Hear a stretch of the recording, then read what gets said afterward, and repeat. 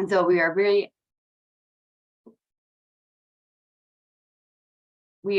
glad to have Kyle Page here today joining us.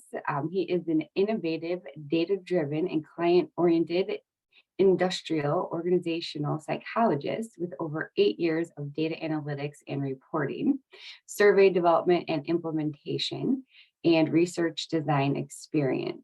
After teaching at South Dakota State University as an assistant professor, he switched to applied roles, the focus on workforce analytics and employee listening.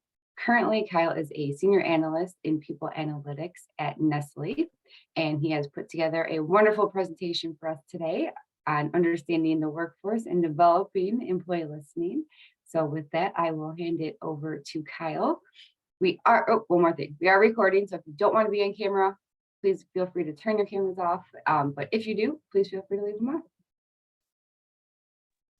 Thank you so much, Becky. I will let you know that I've only got about 5 or 6 slides to go through today. So if you want to store your questions for the end, we've even got an additional slide, for some talking points if we'd like. If it's a burning question, let me know, but probably best for just the flow of the conversation if we hold them to the end.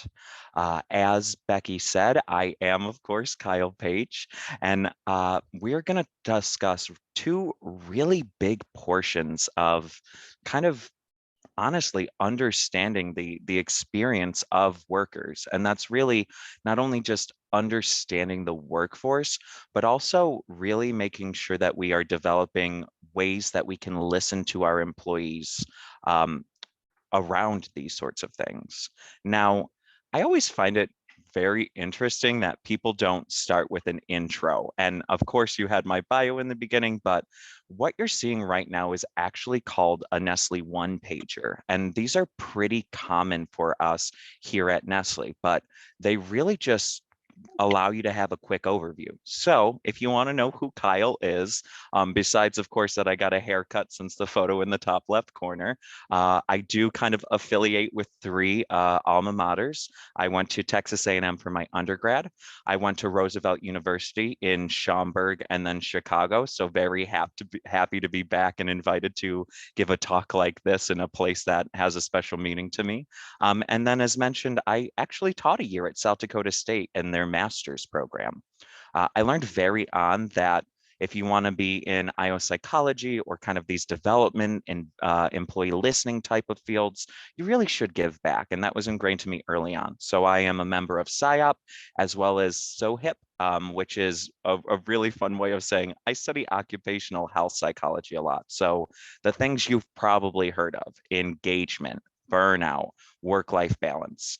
Those are typically what I've been published in and really what I focus on in my own research. Now at the bottom are kind of the loves of my life, my 2 cats, of course, and then my mother, my nephew, and my older brother. But kind of shifting on over, you'll see I have moved around a little bit. Of course, Schaumburg being one of those in my 8 moves in 16 years. But you'll see we also kind of keep some favorite quotes on here. And then even on this, on the right-hand side, it's a little overview of what I've done. And if I were to give this, just on a Nestle one-pager, I would also say that while on the right side, I talk about things like roles that I've done and such like that. And as you can see, a pretty wide mix of both academic and applied at this point. And then you will soon find out through this presentation that that middle photo on the bottom right was me in a turkey suit. I am generally fearless when it comes to things, and that was just one way I can show my fun nature, but still in our one-pager.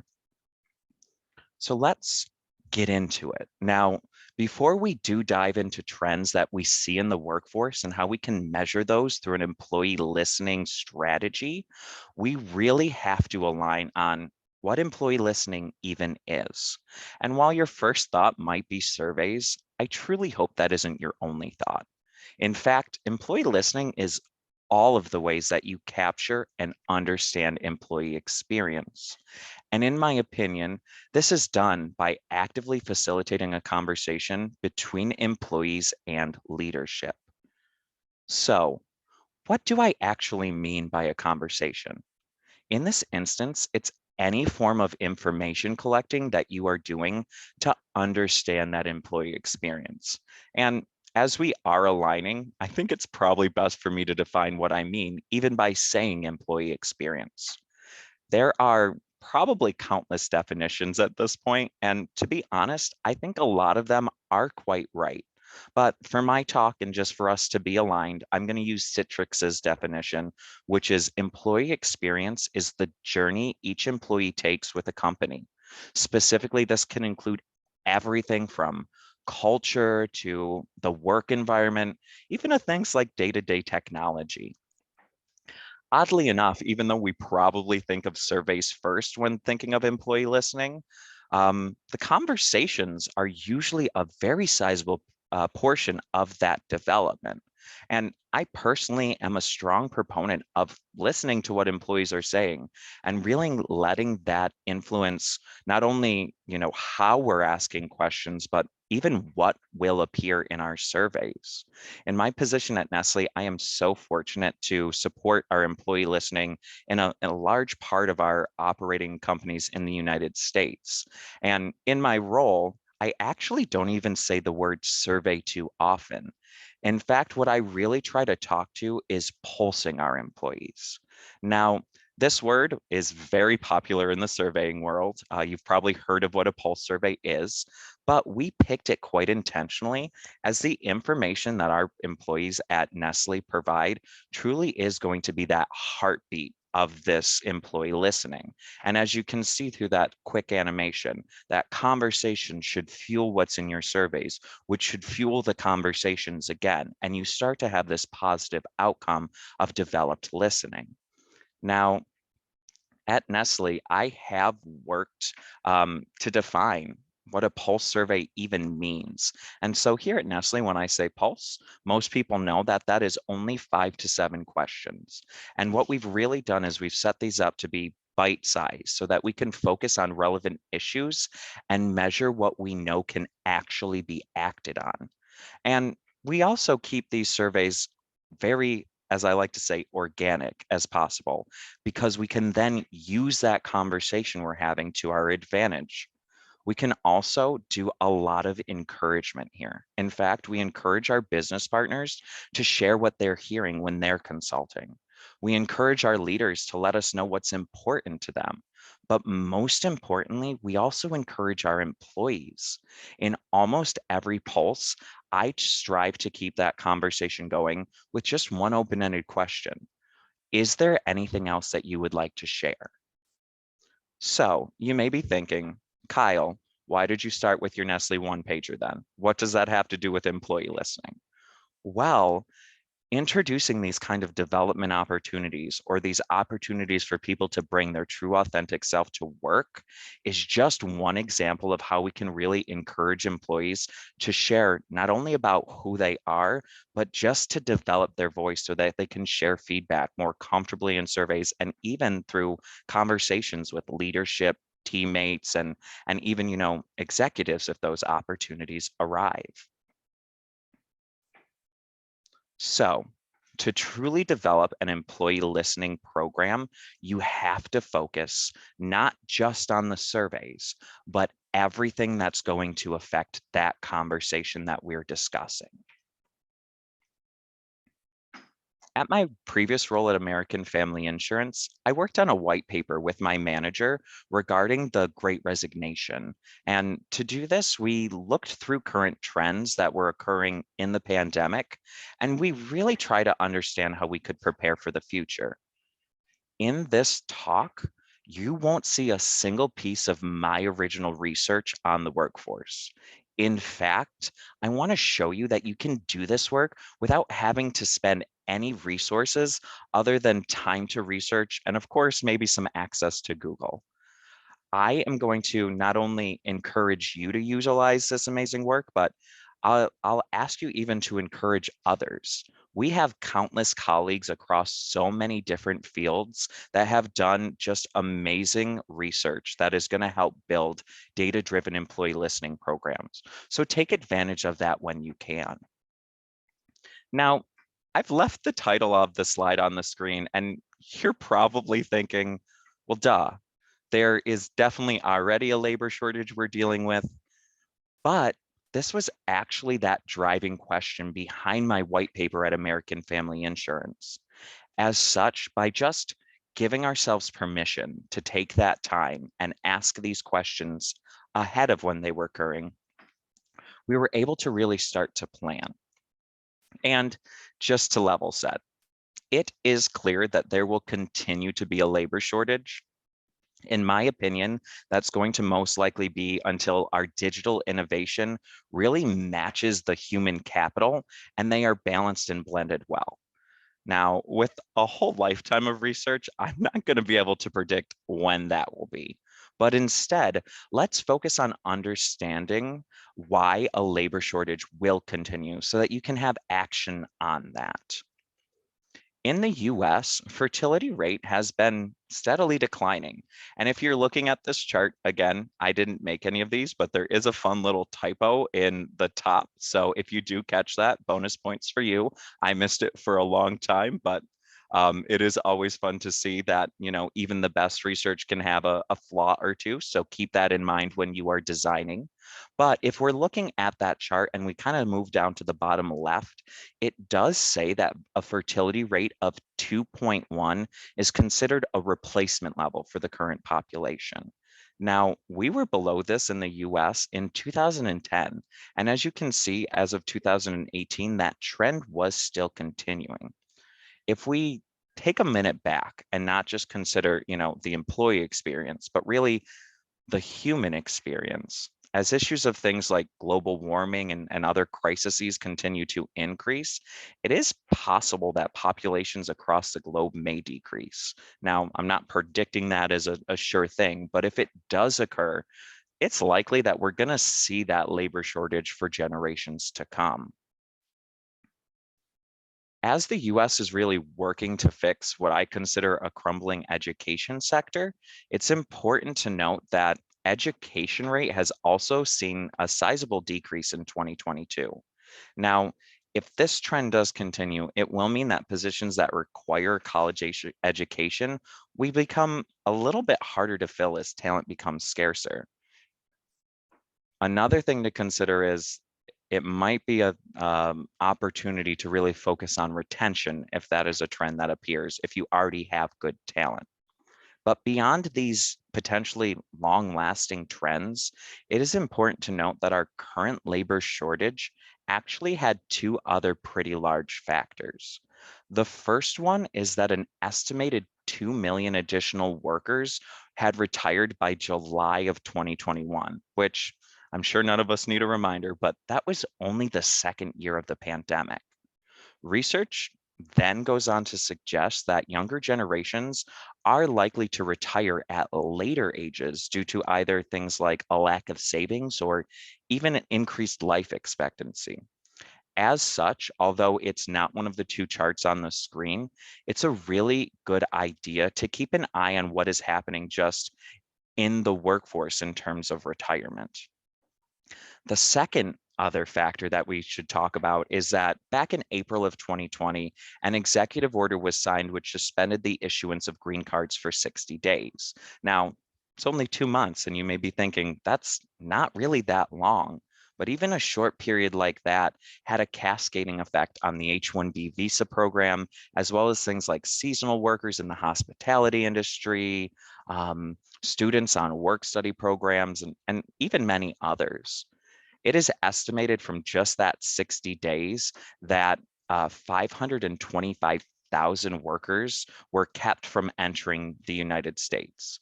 And with this in mind, it's probably a good idea to also just keep an eye on any large immigration trends that are happening. Even if you aren't a global company, it's still smart to understand what might affect even the smallest bit of your talent. Now, the best way to address a labor shortage, and you've heard me say the word before, and you'll hear me say it plenty more, but you have to empower your employees. And I believe there are 4 key takeaways or key ways that we can really do this. The first is a direct example from employee listening itself. Simply, Include worker satisfaction as part of what you're listening to. It should really be no surprise that higher employee satisfaction is key to retaining talent. And a recent study from Glassdoor shows that satisfied workers are less likely to even apply for work elsewhere.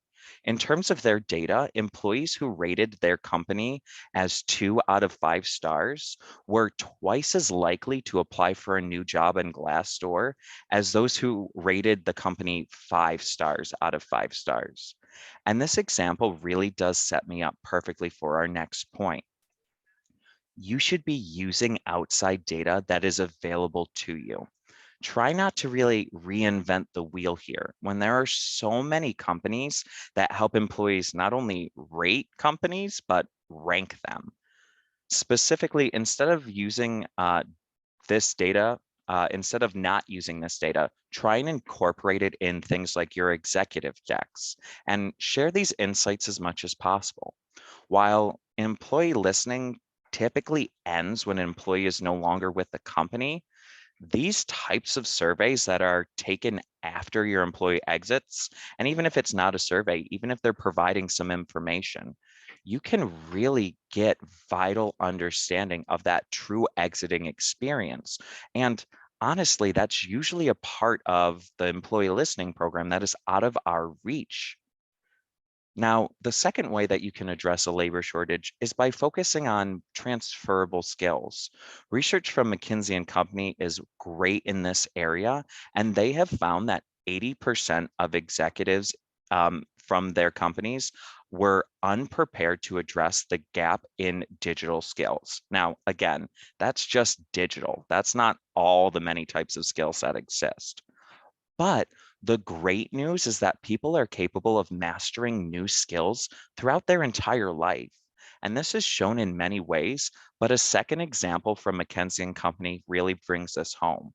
From their technology hires, they found that 44% of their tech professionals actually started in non-tech jobs. So what does this mean for us? Well, at your company, there's most likely countless ways to develop your employees. And I would encourage you to come up with solutions that can really become a measurable part of the employee experience. And here at Nestle, there are 2 ways that we address transferable skills and development that I would like to highlight for us. First, we have an internal talent marketplace. And yes, there are multiple names for this. So if you have one, it may be called something different. But this really gives our employees an opportunity to look for not only projects, but potentially even new roles. And this really encourages our employees to look for development and advancement within our company. Skills can be developed through doing this, but employees also get that opportunity to learn from different management styles and work with different leaders. And if you do already have a talent marketplace, go the step further and make sure that you're also surveying and listening on this experience. Work with maybe your IT group or even your survey provider and see if there's any form of automated survey that you could do that asks about that experience as well as the administration of the project and role. Second, at Nestle, we utilize development surveys, and we definitely do not have these perfected yet. In fact, a common phrase that you'll hear me say is there is no such thing as a perfect survey, and there is no such thing as a perfect survey item. But we continue to work towards having a development survey that managers, our functions, or even entire operating companies can just request for their employees to take. And this goes beyond, again, just focusing on do you have development opportunities, but also focuses on the manager and company support during that development. Beyond these transferable skills, the third way that you can address a labor shortage is by evaluating your benefits and your compensation practices and ensuring that they actually retain employees. Now, the great news here is that if you ask employees this, I will almost guarantee that they will be happy to tell their opinions on this important factor of their work.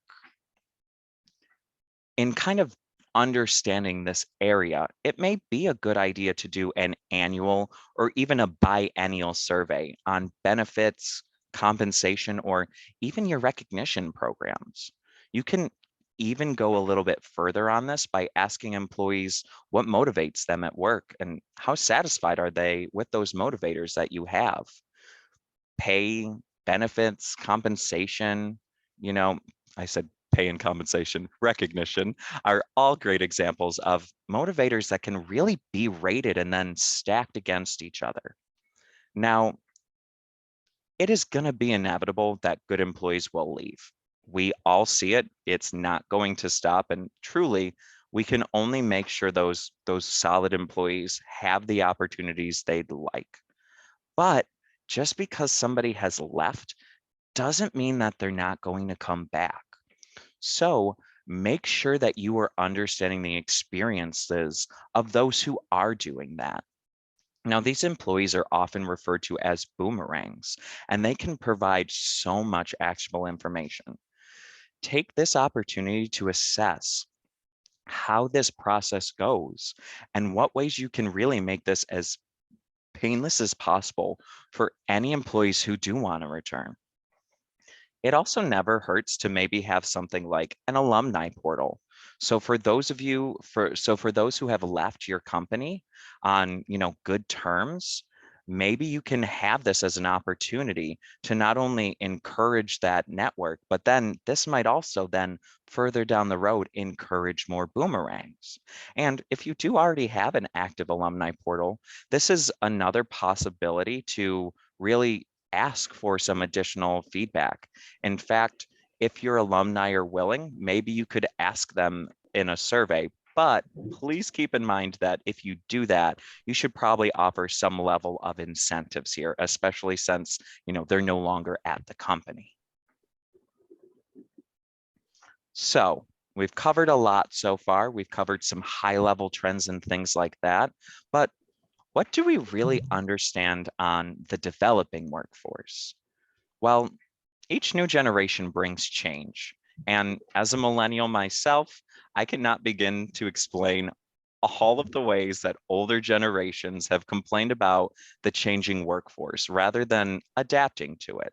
Now, if this is your perspective, I simply ask that you don't bring it with you into your employee listening strategy.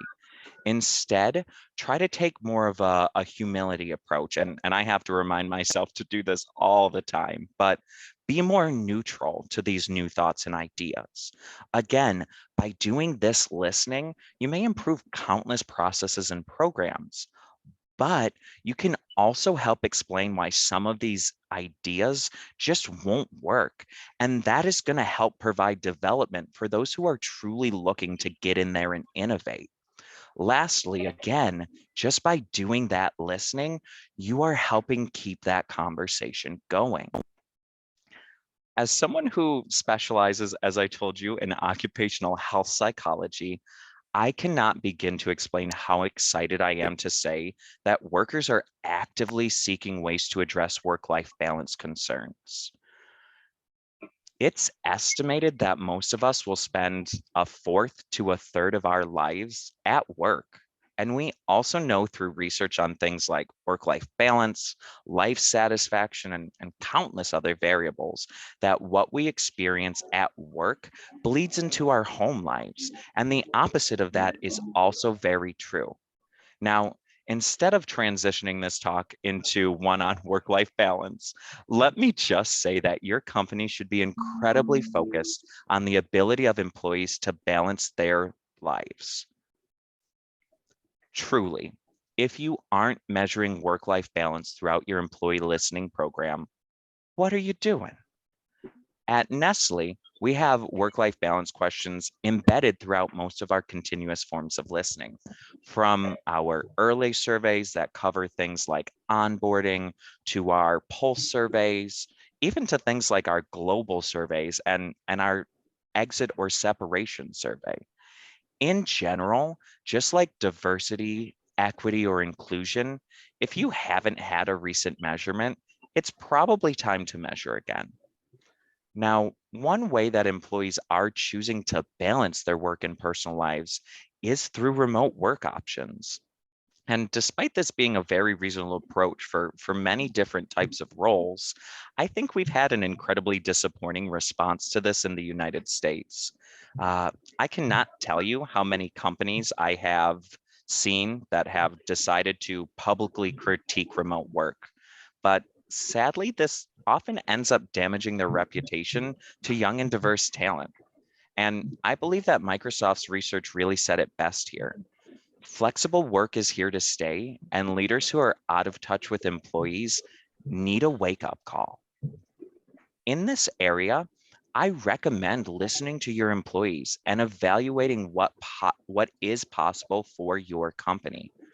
Now, let's be clear, 100% remote workforce is not what most employees are demanding.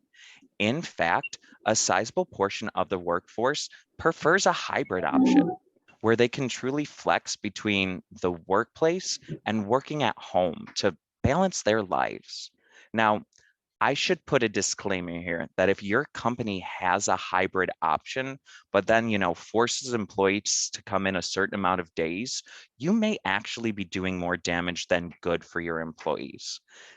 From my own experience, I have not heard of one case where this has happened well and where it hasn't taken a lot of effort to kind of readdress the situation. So take time to evaluate what your employees feel about remote work through your employee listening. And again, I'm going to give a nice warning here. If your decision does not align with what your employees have said, you need to be very careful on that. Things may occur where you may lose a sizable portion of your workforce. I've heard of instances where you may temporarily lose the ability to survey employees because their trust has been damaged. And most likely, you might even see things like a negative company opinion occur, as well as even things like difficulty in hiring. So, if you're going to ask on it, again, make sure you have that time to listen. And whatever decision you make that works best for your company, communicate it. One of my favorite quotes that was actually on that Nestle one pager that we breezed through is called Preaching to the Parade. And I think this situation is perfect to apply it. You will have to be very clear on what your strategy is, and you're going to have to repeat it countless times a day. And you're probably even going to find new ways of describing it best. However, don't shy away from this. Make it clear that you have gone with your option, but also how it supports what you have heard from your employees. Here at NUSA, we actually utilize a hybrid approach ourselves, and this really does help sustain, in our opinion, our culture. We have a very strong focus on things like networking and truly collaborating and helping our employees build those meaningful relationships. So we make sure that is clear in our communications. Now, research has also shown that younger generations are focused on purpose-driven work, uh, but they may be less likely to provide extra discretionary effort. This has been recently rebranded, if you will, as quiet quitting, but I think that's a relatively poor title. Your employees are not required to give you discretionary or additional effort. And honestly, you shouldn't expect nor demand this. Instead, focus on creating an environment where those employees can provide extra effort when they have the means to do so. Again, talking through empowerment here, really.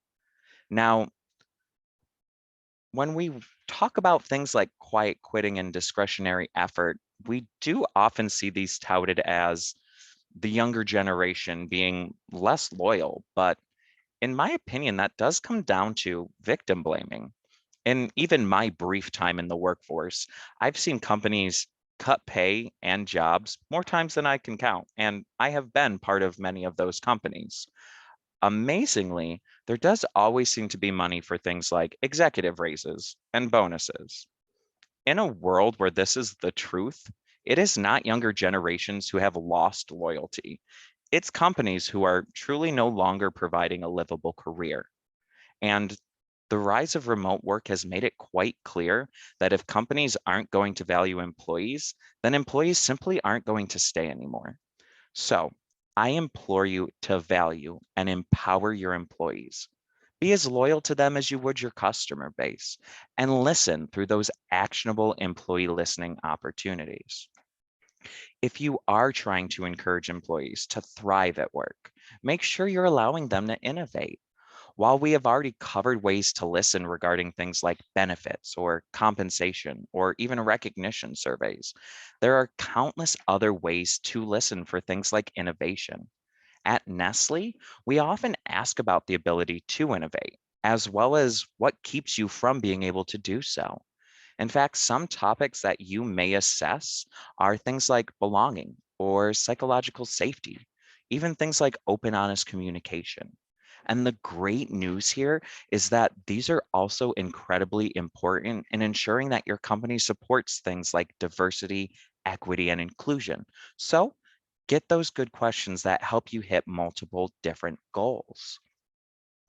If you want loyal employees, go ahead and support employee well-being in your listening strategy and show that you care.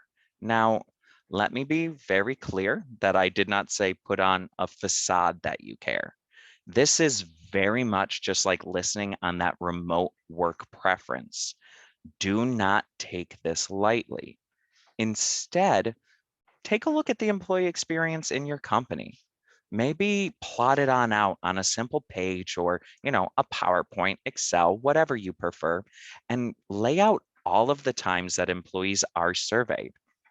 Then look for those gaps in your employee listening where you can really fit in a survey that helps you reach your strategic goals.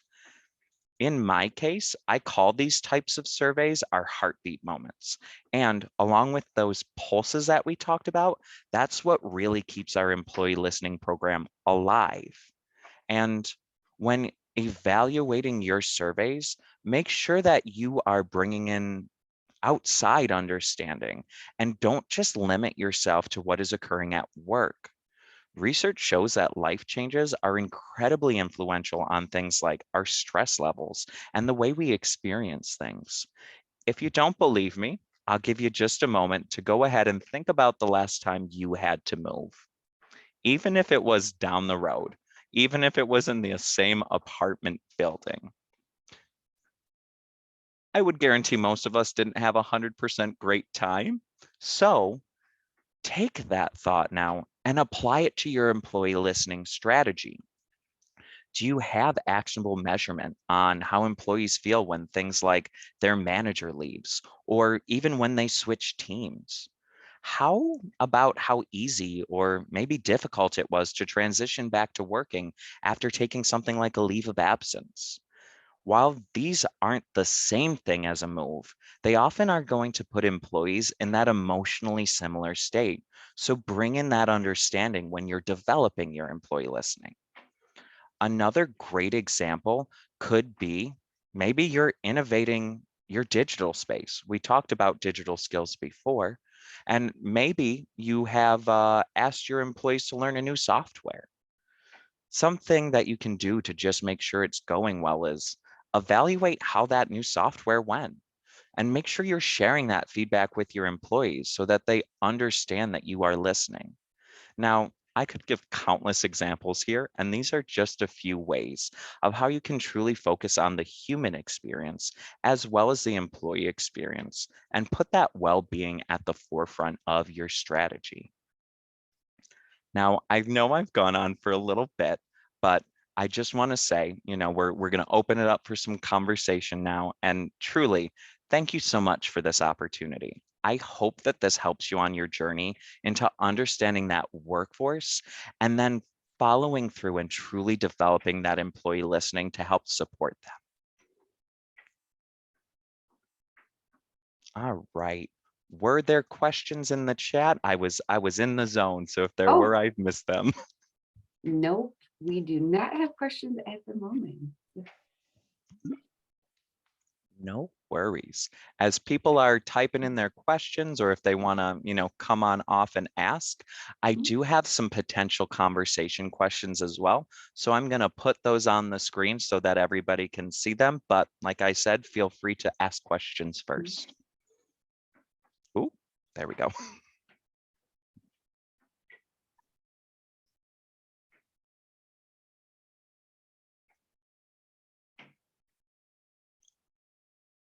All right. I am going to just chat a little bit more than if we Go don't right have any ahead. questions. You guys have 45 minutes, so I might as well give you your full value. So here are just some maybe potential conversation questions, not just for us during this talk, but really for you to take back to your workforce planning team or your employee listening team and really take advantage of some of these trends that we are starting to see come down the way. So specifically, you can take really just these two. The first one is that it's estimated that by 2034 that 50% of our workforce will be part-timers. And you've heard this before. This is often referred to as the gig economy. So a question that you can really pose to your strategist here is, how is your company creating that workforce plan for this honestly realistic future? Is this something that you can include in terms of, a focus on maybe recruiting or retaining, or even maybe things like really making sure that you are focused on um, that that listening portion of it, or the benefits portion in that listening. Benefits don't apply to part-time individuals. So how are we working around that? Is there a simple recognition format that we can do? Things like that.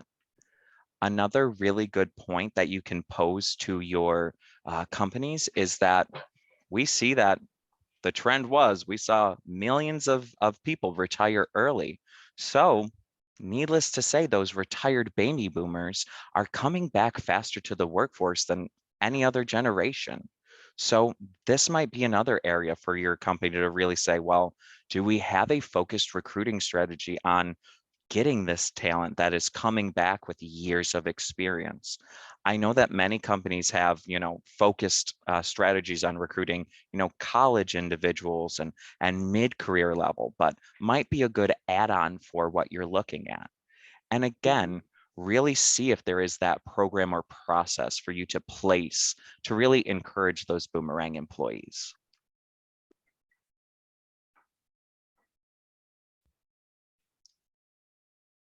This is all of the topics that I have prepared for us. So I open it up to any other questions. And if not, I'll toss it back to you, Becky. Sounds good. We did have some good feedback in the chat. The content was fantastic and thought-provoking. Is there a particular theme you noticed that is bringing the boomers back to the workforce? Would you say it's due to retirement money availability? I would say from the research that I've seen, and this is not even really from more of the people side, the research that I have seen on this was more insurance and economics research, just so you know where to keep your search when you're going. But it's definitely a savings aspect. I also think that it is a human aspect. When people retire, just again, really looking into that human experience, people get restless. We have things like the empty nest syndrome and all these other very common phrases that we hear even in things like, sitcoms.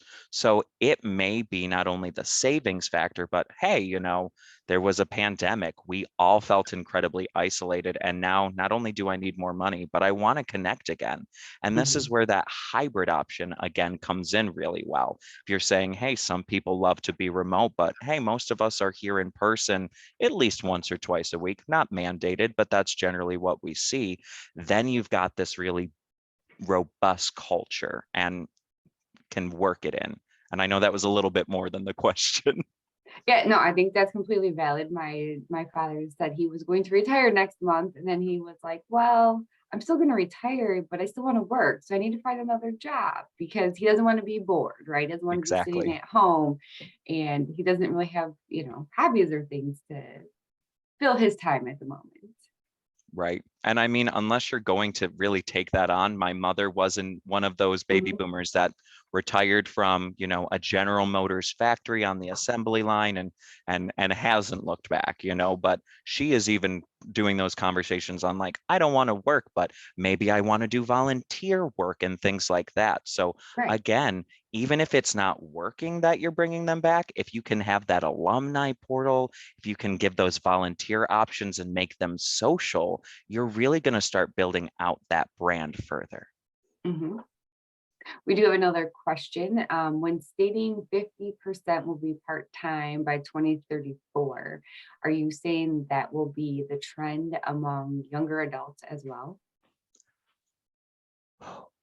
That is a great question. I would probably say that noting that 2034 is, 10, 12 years from now, it's probably going to be a lot more than just younger generations. We see that Mhm. especially in the millennial, the Gen Z. We already see the gig economy is alive and well. So if you figure that in the next 10 years, they'll kind of shift into our mid, even late year careers, and those older generations that really didn't gig economy as much fall off, it's probably going to be more robust throughout it just because it's going to continue to develop that way. Now, we cannot truly predict the future, and maybe something happens the opposite, oh, Mhm. gig economy doesn't work. But in a land of Uber and Lyft and DoorDash and, fill in the blank, I really Right. don't see the gig economy going away.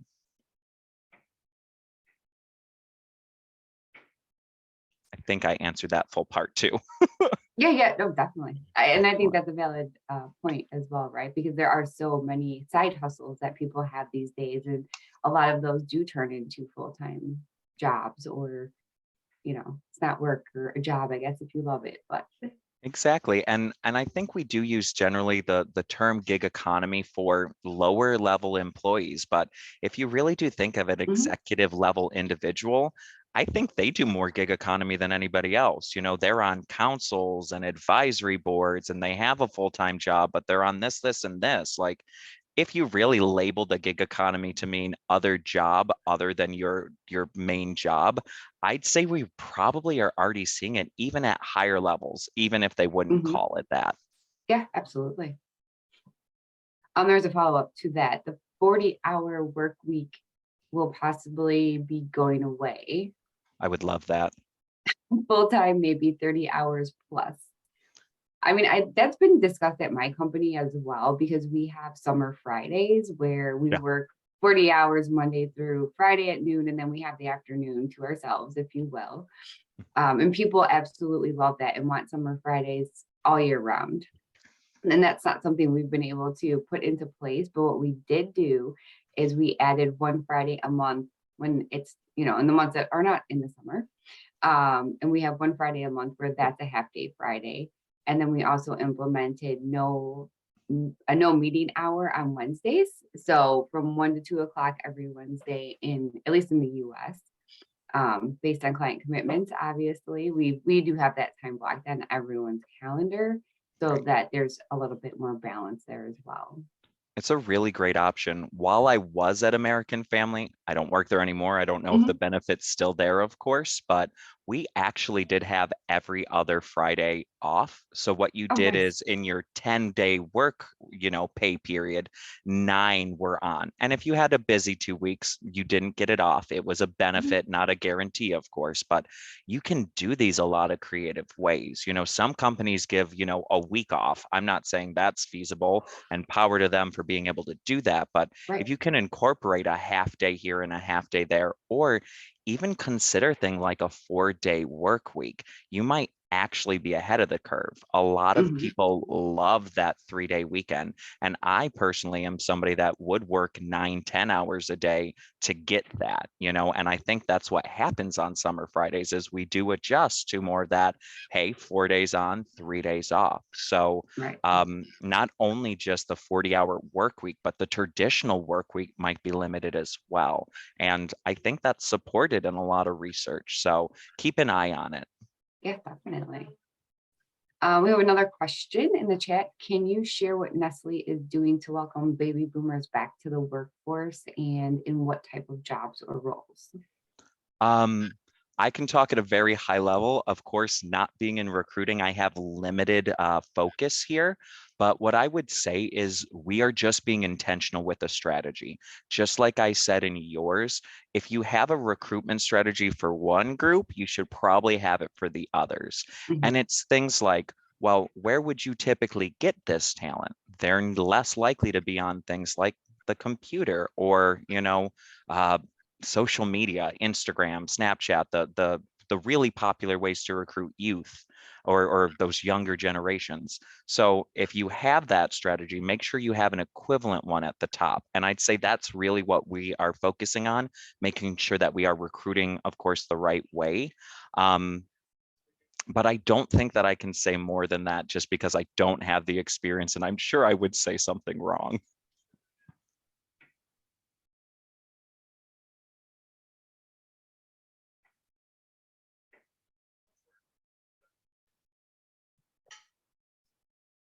All right, well, that is the end of our questions. If anyone else has anything to share, please feel free.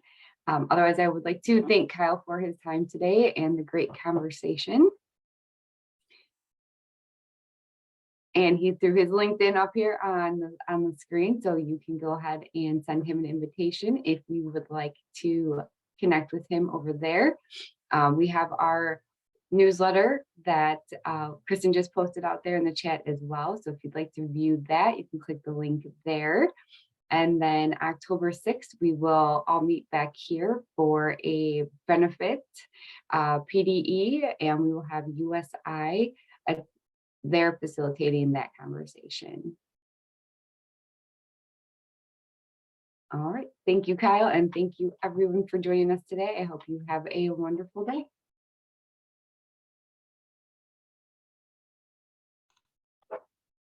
Thank you. Thank you.